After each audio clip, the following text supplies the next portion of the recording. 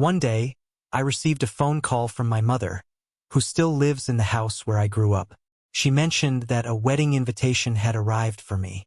When I asked for the name of the sender that my mother had read aloud, I thought, I guess it did arrive after all. I didn't intend to give my home address to the sender. Moreover, if they had normal sensibilities, they wouldn't send me a wedding invitation. Still, upon receiving the invitation, I thought to myself, the sender must be in quite a desperate situation. The one I even felt sorry for was the sender's pride. The bride was my ex-girlfriend, whom I dated during my first year of university. When I whispered the name Rose after a long time, memories of when I broke up with her came flooding back into my mind. I think it's better for us to break up. You don't seem to have much potential for the future. The day I met Rose after 10 days, she suddenly brought up the topic of breaking up. Having been feeling down after losing my father a week ago, when I received a message from Rose saying, I want to meet, I thought it would be something comforting. However, what Rose told me was a goodbye. Moreover, the reason for the breakup was that I lacked future prospects, according to her. I was so surprised that I lost my voice. After that, Rose tried to explain various things, but my mind couldn't process any of the words she was saying. As if she had said everything she wanted to, Rose left with a relieved expression. I stood there in a daze, unable to say anything in response, and watched Rose leave. The relationship with the first girlfriend I had ever had in my life came to an end like this, surprisingly quietly. A few days after parting ways with Rose, I was invited for a meal by Jeff, the first friend I made when I entered college, and we were close enough to talk about anything openly. Still struggling to fully recover from the sadness of losing my father and the disappointment of being rejected by Rose, I initially declined Jeff's invitation. However, Jeff insisted, saying, That's something I really need to tell you. Thinking there might be something behind Jeff's attitude, I wasn't too enthusiastic, but I decided to go along with the meal. The meeting place was a diner near the university that Jeff and I often visit. As I opened the glass door, I saw that Jeff had already arrived. Beside him was Jeff's girlfriend, Beth. Looking at Beth's face, I felt a bit embarrassed. It was because Beth was the one who introduced me to Rose. Why is Beth here? Is today's conversation somehow related to her? With that thought in mind, I took a seat across the table from the two of them. Long time no see. How have you been? I offered a conventional greeting, but Beth's expression remained tense. Her expression seemed even more meaningful and significant. While we chatted about trivial matters with Jeff until our ordered meals arrived, suddenly Beth brought up a topic. I'm sorry. I was taken aback by her sudden apology. Since her apology was rather loud, the customers around us turned their attention towards us. Jeff offered a friendly smile to the surroundings with a sorry gesture, attempting to smooth over the situation. Ignoring such matters, Beth continued with her story. I asked Jeff to contact Bob on my behalf. With that, Beth began to explain the reason she was present at the gathering. After hearing Beth's explanation, I thought to myself, I'm glad Emma initiated the breakup. It was because I learned about Rose's side of the story for the first time. According to Beth, she introduced me to Rose because Rose had repeatedly asked her to mediate and connect us. Rose was saying that she was worthy of being Harry's girlfriend. According to Beth, Rose started saying that to Beth right after the first time Rose and I met. The trigger for this was when Jeff, Beth, Rose, and I went on a double date together. At first, Beth was unsure whether to comply with Rose's request or not. It was because Rose's true intention of wanting to be introduced to me was painfully obvious. Indeed, Rose's intentions were exactly as Beth had suspected. I want an easy and comfortable life in the future, so introduce me to Harry. Rose told this directly to Beth. At that time, my father was the president of a real estate company. I have no recollection of it, but when I shared my life story with Rose, I probably mentioned my father as well. However, I didn't speak boastfully about anything.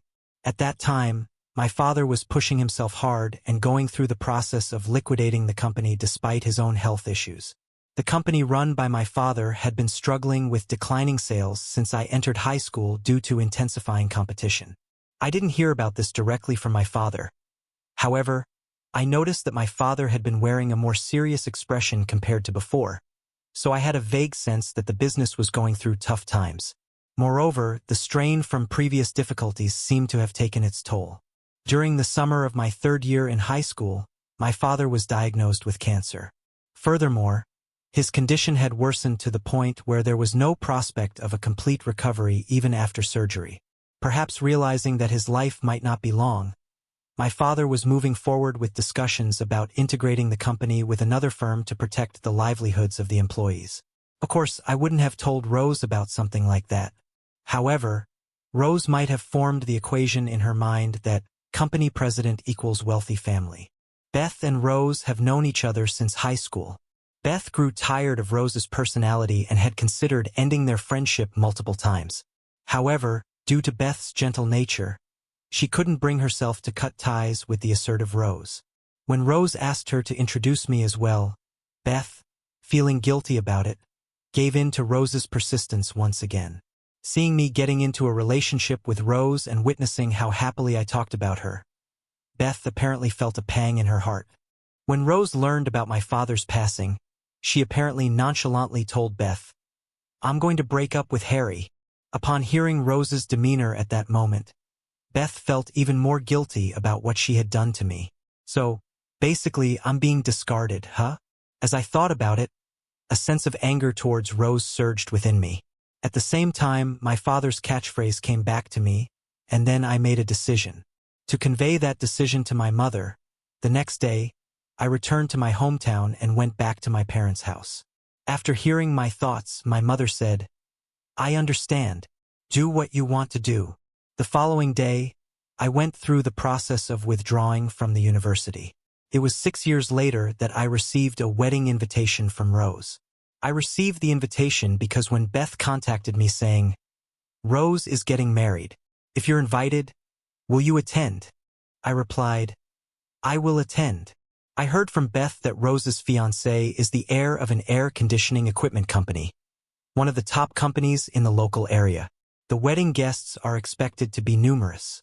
Rose must have thought that she needed to gather a similar number of friends as the groom's side participants to maintain a good appearance.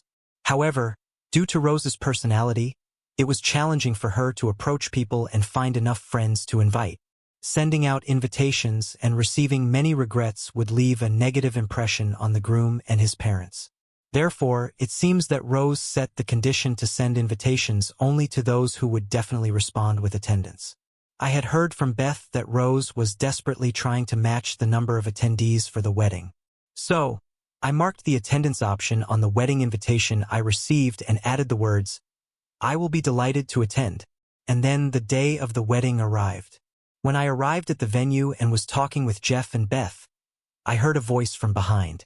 When I turned around, there was Rose standing there. Perhaps due to my biased perspective, her cheerful expression seemed somewhat malicious. No, Rose hadn't changed at all from the Rose I knew before. She was someone who judged the value of things based on money. "I'm sorry, even though you probably don't have the money," she said to me. I didn't say anything in response. Jeff seemed like he was about to say something, but I stopped him with a look. Just at that moment, the groom's parents were passing by us. Then the groom's father stopped and looked at me with a surprised expression on his face. He said, "Are you Harry?" It was lucky that he approached me before the ceremony started. I attended this wedding with the intention of showing this moment to Rose. "It's been a while," I greeted him. Rose had a clear expression of, "What's going on?" on her face. In fact, my parents and the groom's father have been close friends since elementary school. I also met him a few times when I was younger. Moreover, my mother and the groom's father still occasionally kept in touch, so the groom's father knew about my situation. "By the way, how's university going? Are you doing well?" the groom's father asked me. "Yes, thanks to my father's support. I'm managing somehow," I answered. "I thought you dropped out of university and were doing nothing," Rose muttered involuntarily. I had asked Beth to tell Rose that I had quit university and become an NEET, not in education, employment, or training. In reality, I had quit university to reapply for a different one. I aimed for the medical faculty of an Ivy League university. I decided to reapply because my father had hoped for me to study medicine there. In fact, my father himself had wished to study medicine at the university. However, because he needed to take over the family business, my father had to give up on the idea of studying medicine. It seemed that my father had entrusted me with the dream of studying medicine that he couldn't fulfill himself. I studied with that intention, but my academic performance didn't improve as I had hoped. When I moved on to my second year of high school, I ultimately decided to give up on pursuing medical school. When I told my father about this, he simply said, "I understand." However, I couldn't shake the feeling of his inexplicably lonely expression during that time. My father's catchphrase was, "Challenges are worthwhile when facing high walls. Don't run away." Perhaps my father wanted to convey that message to me. With that thought in mind, I continued my university life while carrying a lingering sense of unease. When my father passed away, I realized once again that what I truly wanted was to study medicine. When I thought of being rejected by Rose and felt like I was being discarded, my father's catchphrase, "Don't run away," came to my mind. I consulted with my mother to obtain permission to withdraw from university. Because I was anxious about burdening her with the tuition fees, my mother reassured me, saying, "You don't need to worry about the tuition fees," and gave me a push of encouragement. Then she looked at my father's portrait and said, "Your father used to say, 'I believe that he will rise up again,' and he entrusted me with some money for this moment. He wanted you to use it." After hearing my mother's words, I studied diligently and managed to pass the medical school entrance exam. Now I'm in my 5th year on the path to becoming a doctor, so to speak. "Well then, when you become a doctor, we'll rely on you," the groom's father said, extending his hand to me. I shook his hand back with a smile. Seeing that, Rose also smiled, but her expression seemed forced. The wedding proceeded in a peaceful atmosphere from start to finish. As I looked at the happy expressions of the bride and groom, I couldn't help but think, if Rose hadn't broken up with me, had Rose not ended our relationship, perhaps I wouldn't have pursued becoming a doctor. Maybe I should feel a bit grateful after all.